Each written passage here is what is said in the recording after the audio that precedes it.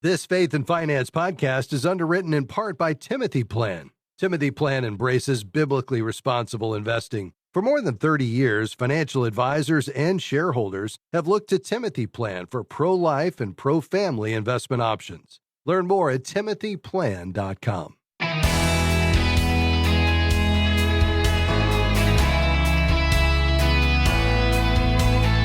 Paying off debt is always a good thing, but paying it off before retirement is one of the best financial moves you'll ever make. Hi, I'm Rob West. It's a disturbing trend. More people than ever are retiring with debt. That reduces their lifestyle choices and increases the likelihood they'll have to return to work at some point. Today, we'll talk about carrying debt into retirement and how you can avoid it. And then it's on to your calls at 800-525-7000. That's 800-525-7000. This is Faith and Finance, biblical wisdom for your financial journey. Okay, so the latest numbers on this aren't good. According to the Federal Reserve's 2022 survey of consumer finances, the percentage of folks 65 to 74 with debt rose to 65%. When the Fed began tracking this statistic 35 years ago, only 50% of people that age were in debt. Debt will certainly crimp your lifestyle in retirement, and for many people, it could mean having to go back to work at some point. Proverbs 22:7 warns the rich rule over the poor, and the borrower is the slave of the lender. A recent report by T. Rowe Price showed that 20% of people who previously retired are back working full or part-time. Another 7% of retirees said they're actively looking for work. The major reason, of course, is the need for more income. The rapid rise in inflation over the past few years caught many retirees off guard. On average, things are around 15% more expensive today than they were just 3 years ago. Many retirement budgets, especially those that include debt, are stretched to uncomfortable levels. Now, what can you do about it? Well, obviously, you don't want to carry debt into retirement if you can avoid it. If you're 5, 10, or 15 years away from retirement, set a goal of having all your debts paid by the time you retire. If you can eliminate a mortgage, car payment, or other debt, you can live on less. Having a financial margin, especially in retirement, is critical. Debt hems you in, especially when the economy slows down and the stock market declines. Note the word when, because the economy moves in cycles. You have to prepare for the downturns that will inevitably come. Now, how can you make your goal of retiring debt-free a reality? Well, first, think about ways to get more margin in your budget.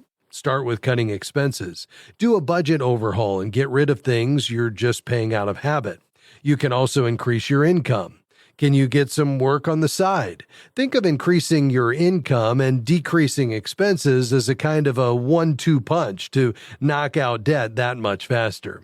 Now, there's one really big move you can make, literally. You can downsize to a smaller house. Whether you have a mortgage or not, this can be a lifesaver, especially if you're still paying off your house.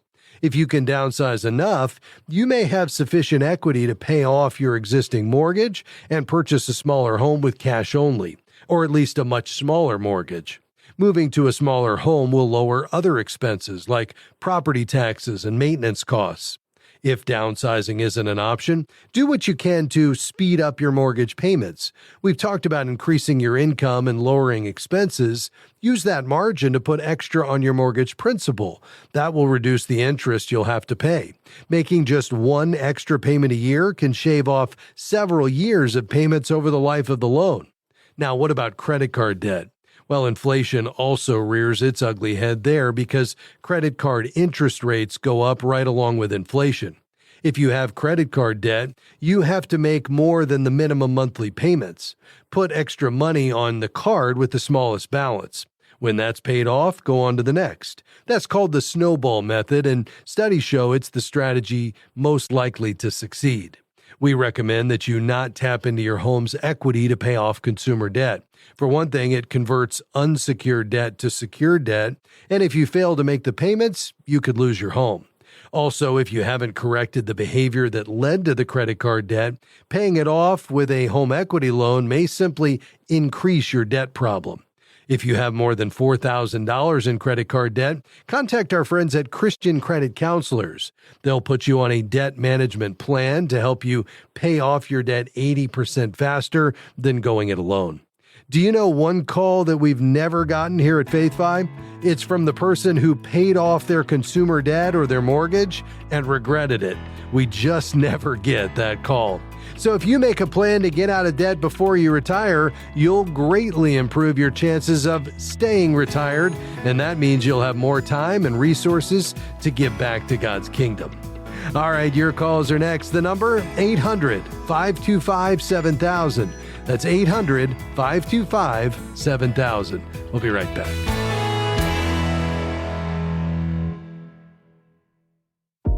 We're grateful for support from Movement Mortgage, who provides residential home loans in all 50 states. Guided by a mission to love and value people and a goal to redefine the mortgage process, Movement seeks to help others achieve their financial goals. You can find out more at movement.com/faith. Movement Mortgage LLC supports equal housing opportunity, NMLS number 39179. For licensing information, please visit nmlsconsumeraccess.org. Faith and Finance is grateful for support from Sound Mind Investing.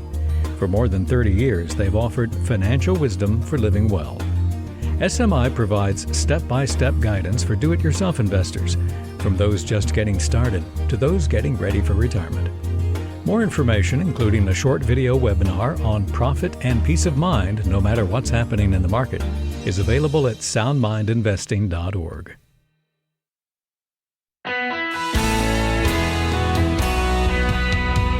Thanks for joining us today on Faith and Finance. I'm Rob West. Looking forward to taking your calls and questions today. Anything financial is in play today. The number, 800-525-7000. That's 800-525-7000. You can call right now. Let's begin today in Illinois. Wanda, go right ahead. Thank you for taking my call. So my question is a tax question. So I'm still legally married. My husband left me about 3.5 years ago. So my question is, do I still have to keep filing married, filing joint? We do not live together, have not lived together in over 3.5 years. Yeah. Well, I'm so sorry to hear that. You have options here, and I would default to your tax preparer for what you ultimately want to do. But let me just talk at a high level as to your filing status. You know, you have the option to file married filing separately. That would probably be the default option, because if you're still legally married, unless you qualify as head of household, then you would typically file married filing separately. So each spouse would report their own income and deductions, and you're responsible for your own tax liability, not your spouse's. Now, the downside of that is you may lose some tax benefits in the process: the earned income tax credit, any education tax credits, some retirement tax advantages, and then both spouses either itemize or take the standard deductions, or take the standard deduction. You can't mix them. And this would be best if you're protecting yourself from your spouse's tax issues, so you're not taking liability. And if you want financial separation, but you don't qualify for head of household. Now, that would be the second option, but you would have to meet the requirements that you've lived apart from your spouse for at least 6 months of the year, that you've paid more than 50% of the cost of keeping your home during the year, and you have a qualifying dependent living with you for at least half the year. And then if you did, then you'd get lower tax rates than married filing separately, a higher standard deduction, more tax credits available. The third option would be, you still filing married filing jointly, so long as you're comfortable doing that, because in that case, you would have a shared liability. You're both responsible for any errors or audits or unpaid taxes.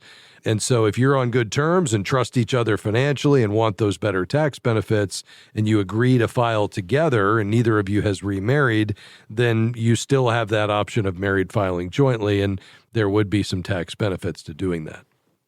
Okay. Well, I do have my daughter, our youngest daughter, that still lives with me. She's 21. I mean, I can't claim her because she works about 25, 30 hours a week. But I mean, she will qualify me for head of household because I do support us and our household. And I mean, I would just, I would rather file that. But I mean, I want to do the right thing. I don't want to, get in trouble with the IRS. And I certainly don't want to get in trouble with the Lord either. I want to do things correct.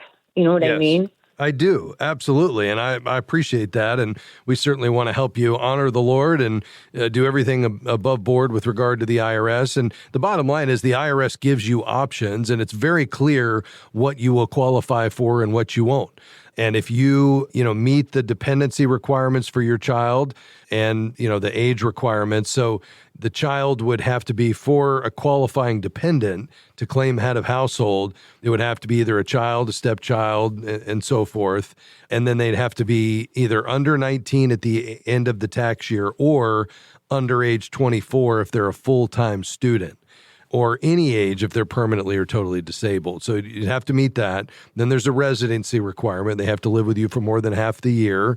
And then there's a financial support requirement. You have to have paid more than 50% of household expenses, and they can't have provided more than 50% of their own financial support.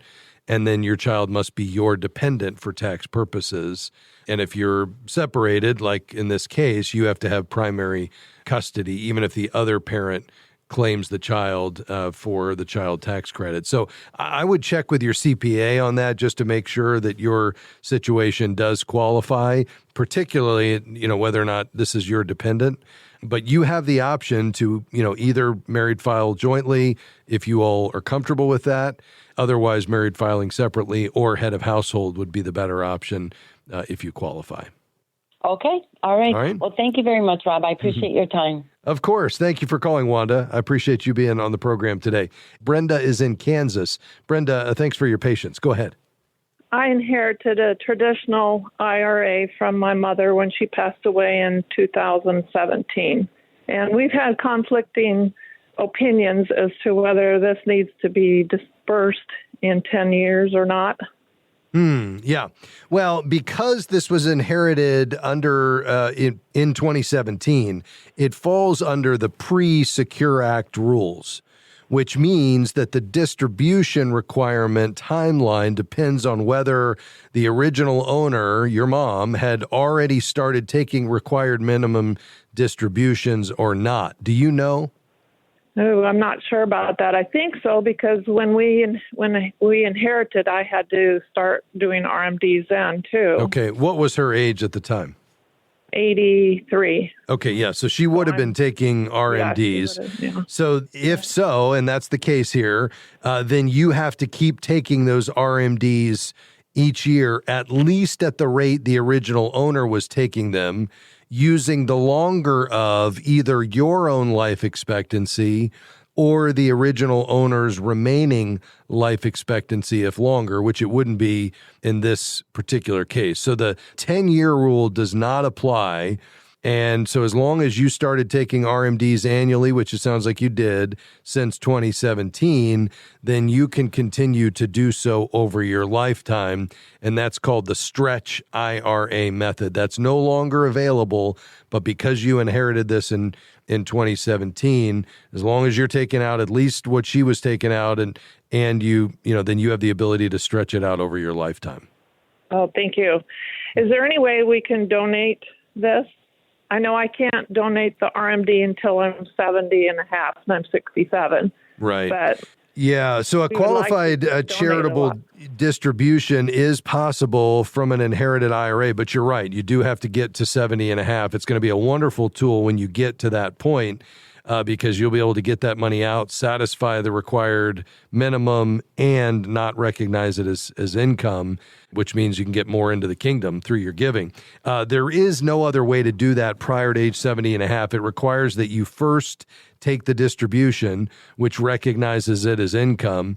And then when you give it away, as long as you itemize, you could then count that as a charitable contribution to offset some taxes. But there's not any way to do it before it comes out, which would require that it gets recognized as income prior to age 70 and a half. Okay, great. Okay. That's all right. The answer we wanted to hear. Well, great, Brenda. Thank you for calling today. May God bless you. We appreciate you being on the program. Let's see. We're going to take another break here in just a moment. We also have other lines open today in our final segment. We'd love to tackle your question or hear your testimony. Maybe God's been at work in your financial life. You'd like to share that with our listeners as an encouragement today. We'd invite you to be a part of the program. The way to do that, just head to the phones and call us right now at 800-525-7000. By the way, if you'd like to connect with an advisor, we talk often here about investment advisors. So many of these issues require a trusted financial professional, and I would go a step beyond that to say a competent financial professional who shares your values as a Christ follower. Well, that's the CKA designation, Certified Kingdom Advisor, and you can find a CKA in your city when you go to faithfi.com and click Find a Professional. That's faithfi.com. We'll be right back.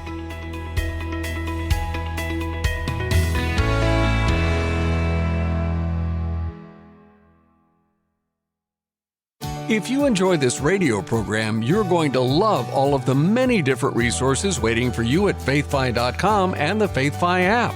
You'll find powerful wisdom, free podcasts, articles, videos, and more from leading voices such as Randy Alcorn, Howard Dayton, Ron Blue, and our own Rob West. Grow in wisdom and knowledge by connecting with a community of thousands of Christians striving to be good and faithful stewards at faithfi.com or by downloading the FaithFi app. We're grateful for support from Timothy Plan. For more than 30 years, they've served clients on a biblically responsible journey to invest in a way that honors God and gives dignity to people's lives. More information is at timothyplan.com. The investment objectives, risks, charges, and expenses are contained in the prospectus and summary prospectus available at timothyplan.com. Mutual funds distributed by Timothy Partners Ltd. and ETFs distributed by Foreside Fund Services LLC.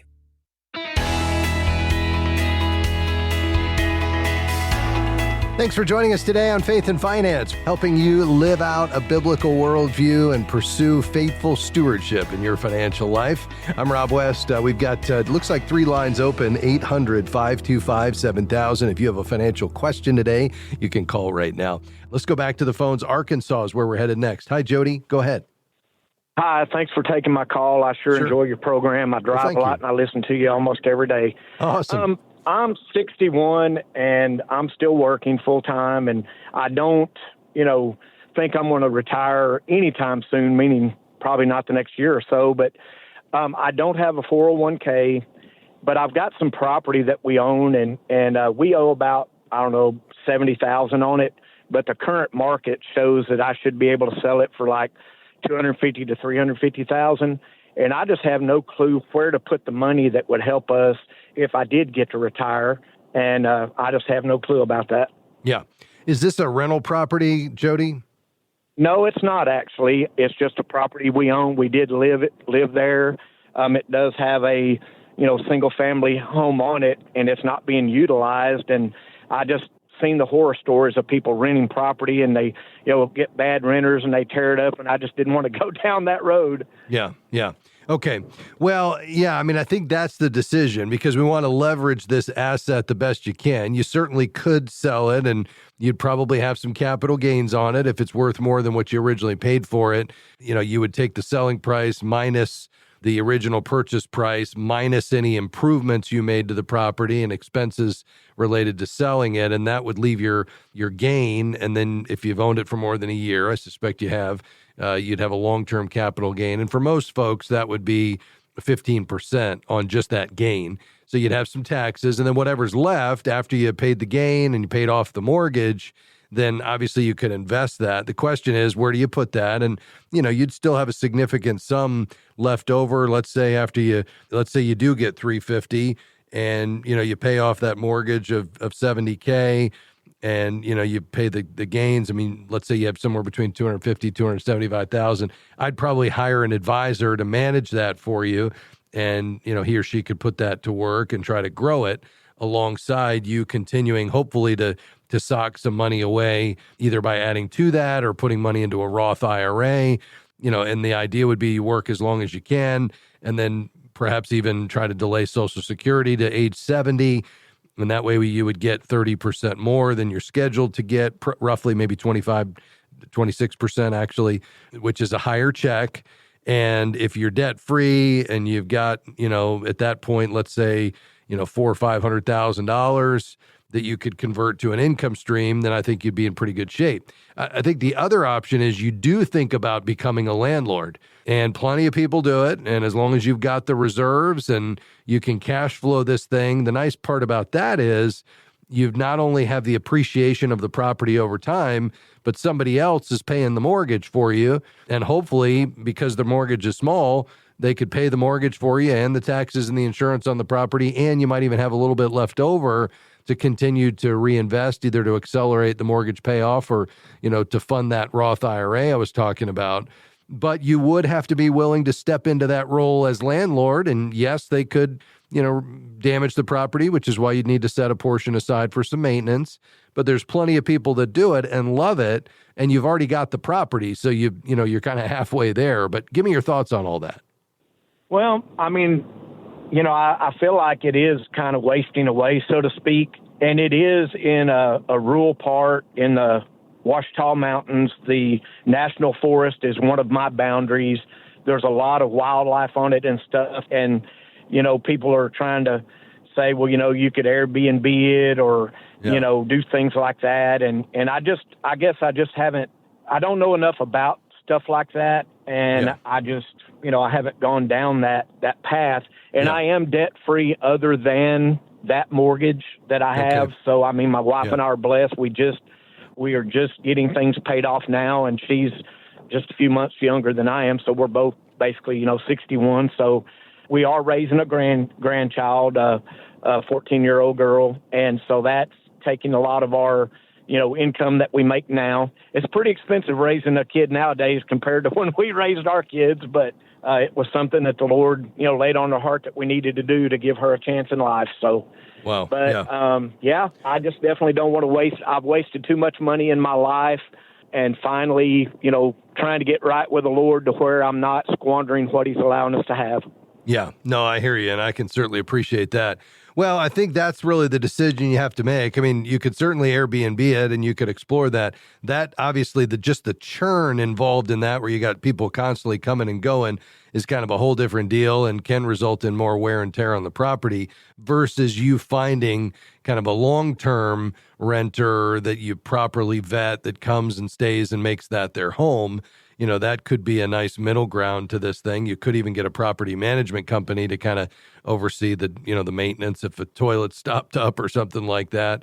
There's a cost to that, probably 10% of the rent, but it would take that burden off of you, and again, allow you to make that mortgage payment through that rental income, let that property continue to grow. And now, hopefully, because you're not making the mortgage payment anymore, you've got more to stock away in stocks. And I kind of like the idea of you having a couple of different asset classes going, stocks and real estate. But I think that's the decision for you and your wife to pray about. If you decide to sell it, I'd reach out to a certified Kingdom advisor on our website to help you manage that. It's faithfi.com. Just click Find a Professional. Call me back anytime if you have other questions, Jody. Well, folks, as we round out the broadcast today, first of all, thank you for your time, for tuning in and listening to the broadcast each day. I'm grateful for your questions and your testimonies because, my experience in doing this for a long time is that our financial journey is one of the key ways that God shapes our spiritual journey. Now, you might say, how is that, Rob? Well, the way we handle God's money is one of the most tangible expressions of what we value and where we've placed our trust. And it's that daily demonstration of how we're going to allocate God's resources. And ultimately, these are heart issues. Jesus said, where your treasure is, there your heart will be also. So we know that our heart follows our money. And so we want to be thinking about the story we're telling with regard to what's most important to us. And if our spending doesn't align with that, well, take a step back and say, you know what? Maybe I need to take another look at my budget. Maybe I want to be doing more, giving more, saving more, blessing the people on my path, using money as a tool to accomplish God's purposes, not spending so much on interest on the debt I've accumulated. Well, each day we want to help you make steps in that direction. By the way, lots of great resources at our website, faithfi.com. Not only can you find a certified Kingdom advisor, but you can click on the button there at the top of the page that says app and learn about the FaithFi app and how we can actually help you put in place a spending plan to manage your money using the envelope system in a modern digital expression. It's all there in the FaithFi app. You can download it today at faithfi.com. Big thanks to my team today, Devin Patrick, Jim Henry, Sandy Dickinson, and everybody here at FaithFi. Hope you have a great rest of your day, and come back and join us tomorrow. We'll see you then. Bye-bye. Faith and Finance is provided by FaithFi and listeners like you.